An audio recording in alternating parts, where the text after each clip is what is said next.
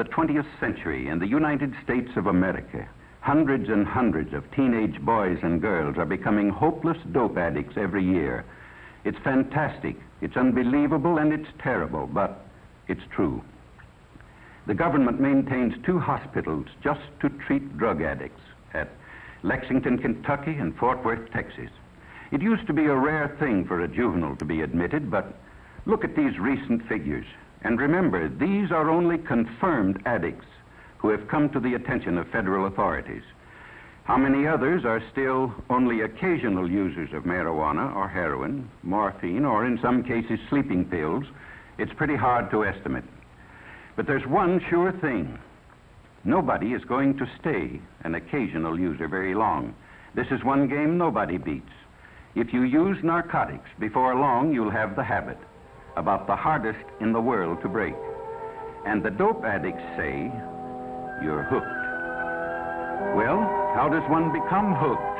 The simplest way to answer that is to talk to someone who has had the experience. This is the home of Mr. and Mrs. Walter Howard.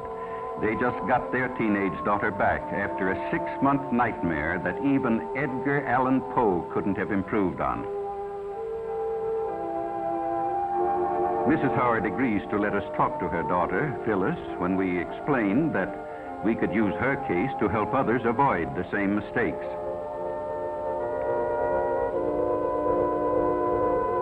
This is Phyllis as she looked 6 months ago, a senior in high school, pretty as a picture.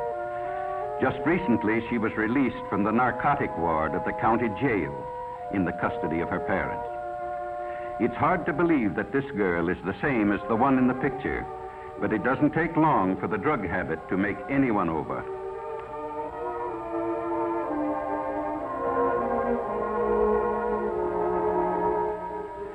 Phyllis wasn't anxious to talk about her experiences with dope, but she could see how her story might be used to help others, and she began to talk.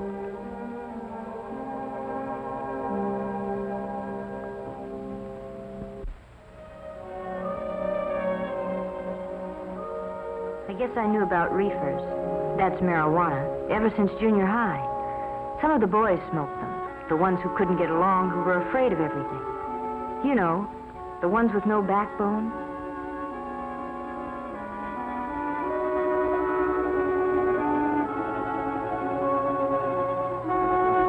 In high school, my girlfriend Ann and I went around with Jim and Bob. They both smoked pot. That's jive talk for marijuana.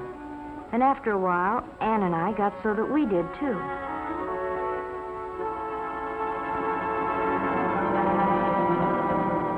It's funny what it does to you. Everything speeds up to 100 miles an hour. You think you're real sharp, and you laugh a lot. You feel like you're the biggest person in the world.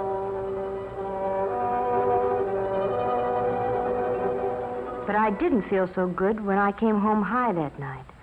My dad knew something was wrong, but he didn't know what. Mother was sure her daughter would never do anything bad. I'd been smoking pot for quite a while before I met Chuck. I guess he was what the newspapers call a peddler.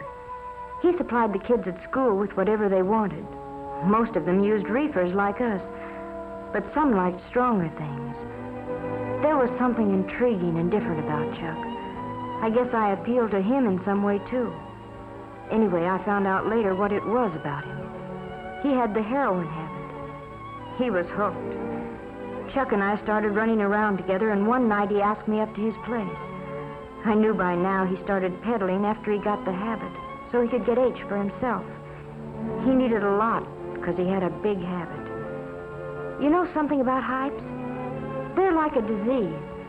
They don't like to see anybody not using the stuff just because they do. Chuck finally talked me into using heroin. He said it would make him feel better. So I tried it. But I was going to be smart. Just take it or leave it. Nothing was going to happen to me. But before I knew it, I was hooked. Bad. I had a heroin habit as big as Chuck. I hadn't been home in weeks. Oh, Chuck and I were married, but it didn't matter very much. Nothing does. Not when you're on H. All you think about day and night is dope.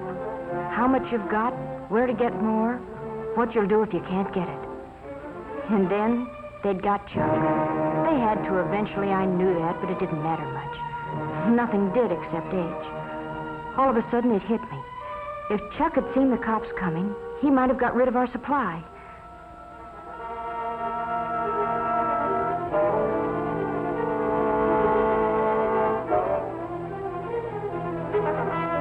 That's what happened. Chuck got rid of everything, probably in the garbage disposal. Oh, that's a favorite trick of Hype's when they're going to be arrested. But it left me in an awful spot. I needed a fix bad. So bad I didn't care whether I lived or died. And I didn't know whether I'd ever get another cap.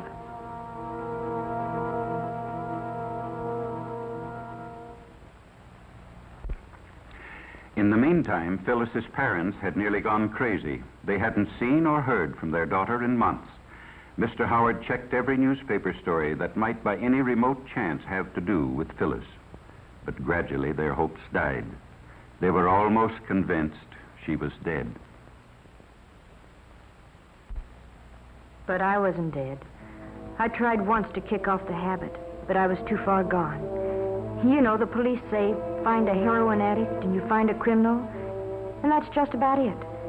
If you're hooked bad, it costs about $30 a day for each. Boys get the money by stealing or swiping car parts, maybe by holdups. Girls take up street walking or do what I did, become peddlers themselves. When Chuck went to jail, I used his contacts and peddled dope myself. Sure, I knew it was wrong, but when you're hooked, you can't help yourself. They got me eventually, too, just like they did Chuck. And when I was arrested, I was almost glad. I told them I wanted help.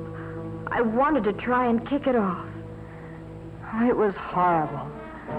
5 days, and I didn't care whether I lived or died. It feels like your skin is being torn right off you, and then you ache all over and get sick and you can't breathe. Your nose runs and you have a high fever, and then you pass out, but when you wake up, it starts all over again. 5 days. But I was lucky. I kicked it off, and I've never used dope since. Maybe what happened to me will keep it from happening to somebody else. Or I don't even want to talk about it. And all I hope is that someday I can forget it. Well, that's Phyllis's story. In the United States of America, 20th century. Unbelievable, isn't it, that such things can happen? Phyllis's case is typical. Most teenagers start off with marijuana. Then they decide to see if heroin has any kick. It does. Sometimes it only takes a few days to find out they can't leave it alone. In order to get money to buy it, they turn to crime. And that's the story. There are practically no happy endings when you fool with drugs. Doctors say restoring an addict to normal life is about the toughest thing in medicine. Well, what's the answer? Enforcement? Yes, that's one of them, certainly. In the Far East a few years back, they were lining up dope peddlers and shooting them in the back of the head. But it didn't stop addiction. It just made it harder for victims to get the stuff. No, the answer is a simple one. Just use your head. Leave narcotics absolutely alone. Remember what happened to Phyllis and others like her. Talk it over with your parents or school counselor, somebody you have confidence in. Some say the Reds are promoting dope traffic in the United States to undermine national morale. They did it in China a few years back. It's certainly true that the increased use of narcotics plays right into their hands. But why not show everybody, including ourselves, that young American men and women have too much intelligence to make such a stupid, ghastly, tragic mistake? Let's make tomorrow's headlines read like this.